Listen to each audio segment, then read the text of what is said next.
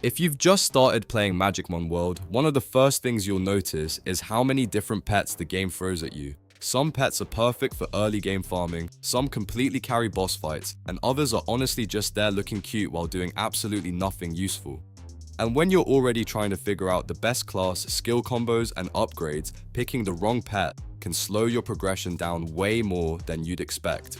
So in this video, we're going through the complete Magicmon World pet tier list and ranking every pet from the absolute meta monsters all the way down to the ones you'll probably replace after a few hours. Whether you're a new player, looking for the safest choice, or a veteran trying to build the strongest setup possible, this list should help you decide which pets are actually worth investing your resources into. Some of these rankings might surprise you because a few underrated pets are way stronger than people give them credit for. I'm quickly moving on to the video and I'm ranking pets in Magicmon World. Before we start, if you enjoy these types of list videos, don't forget to like the video and subscribe. Enjoy watching. The pets in this tier are, in order from top left to bottom right, Little Fire and Mole Worker. Not every companion in Magicmon World is built to stay relevant forever, and this is exactly where C tier starts showing its limits in a pretty obvious way. Little Fire is one of those pets that feels surprisingly helpful when you first get it. It deals decent area of effect damage to all nearby enemies, which makes early fights feel a lot smoother and less chaotic. On top of that, it can apply a small defense reduction to enemies, but the problem is that this kind of utility quickly loses its meaning as you move deeper into the game. Once enemy stats start scaling up, that extra damage and minor debuff just stop keeping up, and Little Fire slowly fades into the background. Then we have Mole Worker, which follows a very similar pattern, but with a slightly different flavor.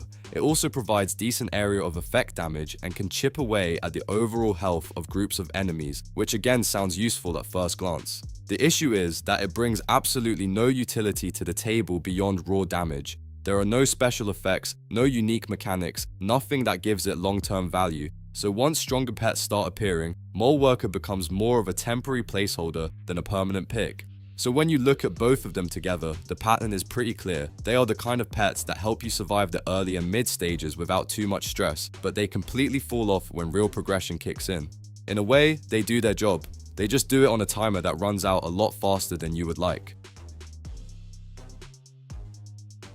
The pets in this tier are, in order from top left to bottom right, Hellhound, Navigator, Red Armor, and Snow Fairy. Once you step into B tier in Magicmon World, things start getting a bit more interesting because now the pets are no longer just early help. They actually start shaping how you handle fights.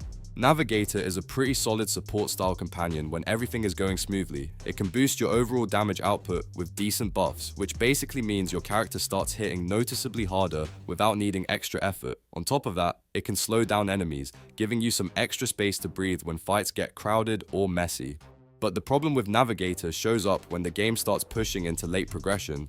Those buffs that once felt impactful begin to lose their weight, and the slow effects does not scale into something truly game-changing. So instead of feeling like a core part of your build, Navigator slowly turns into a situational pick that you bring out only when you want a little extra comfort. Snow Fairy, on the other hand, is much more aggressive in its approach. It can summon an ice crystal that hits multiple enemies at once with heavy area of effect damage, which already makes it feel satisfying to use. Even better, it can freeze enemies in place, completely shutting them down and making group fights much easier to control. The downside is that Snow Fairy is very one-dimensional in what it offers. It brings no buffs, no team support, nothing beyond damage and crowd control. That means while it feels strong in specific situations, especially when enemies can be frozen, it does not really grow with you into later stages where more layered utility becomes important. Red Armor shifts things toward a more direct combat style. It can leap onto a single target and deliver heavy burst damage, which makes it especially useful when you are focusing down bosses or high priority enemies. That leap also helps reposition fights, and the knockback effect can give you just enough breathing room when things get tight. However, Red Armor struggles when you look at it from a long-term progression perspective. Its kit is very limited, and outside of mid-game situations, it does not bring enough utility or scaling to stay relevant. Once enemies start requiring more than just raw burst, Red Armor begins to feel like it is missing too many tools. Then we have Hellhound, which is probably the most straightforward damage dealer in this tier. It can hit multiple enemies at once, making early and mid-game farming much smoother, and the burn effect adds damage over time that slowly chips away at enemy groups. The issue with Hellhound is that its damage simply does not keep up with stronger pets as you progress. Even though the burn and multi-target attacks sound useful, the actual numbers fall behind, and without any strong utility or scaling mechanics, it eventually becomes outclassed by higher tier options. The pets in this tier are, in order from top left to bottom right, Futere, Golem, Pigsy, Quack Duck, Thunder, Unicorn, and Wandering Bear. When you enter a tier in Magicmon World, the pets start feeling like they actually belong in serious builds, where each one has a clear identity and can carry specific parts of your progression. Golem is basically your personal safety net. It can completely block incoming damage and even ignore stat effects, which immediately makes it one of the most reliable survival tools in the game. On top of that, it can generate 4 rock shields that significantly reduce damage taken from boss encounters, giving you a huge buffer during high pressure fights.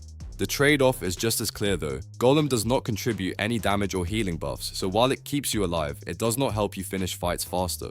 That means in harder stages, you might feel extremely safe but also slightly slower in progression compared to more aggressive options. Wandering Bear takes the complete opposite approach. Instead of defense, it focuses entirely on raw single target burst damage, and it does that job extremely well. Boss fights become much easier when it is around because it consistently melts high health enemies. What makes Wandering Bear even more valuable is how well it scales with upgrades. The more you invest into it, the more dangerous it becomes, which keeps it relevant deep into late game progression. The downside is simple but important. It has no utility at all. So outside of pure damage, it offers nothing to help your team survive or control fights. That makes it powerful, but also very one-dimensional. Unicorn sits in a much flashier category, with its lightning-based abilities that can wipe out entire groups of enemies in one go.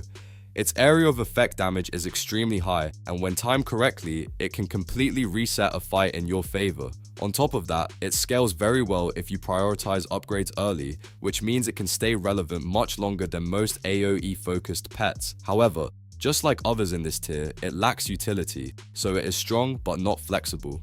Thunder is very similar in concept, but even more direct in execution. It summons lightning strikes that hit multiple enemies and can clear waves almost instantly, making it excellent for fast stage progression and farming. The issue appears later in the game when raw AoE damage is not enough on its own. Since it does not provide any additional support effects, Thunder eventually struggles to compete with more versatile or scaling heavy pets. Futere continues the lightning theme, but leans more into instant burst style clearing.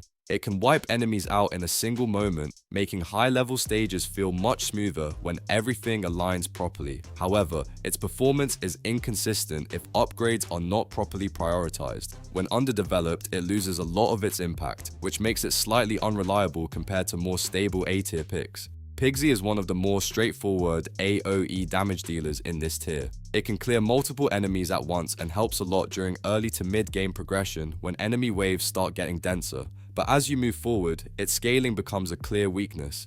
Even with upgrades, it does not grow into a late-game powerhouse, which limits its long-term value. Quack Duck follows a similar path, but at an even more modest level. It deals AoE damage that helps reduce enemy health pools over time, making early progression easier and smoother. The problem is that its scaling is even more limited, so in certain stages it starts to feel inconsistent. Because of that, it remains a decent filler option, but not something you rely on for serious late-game progression.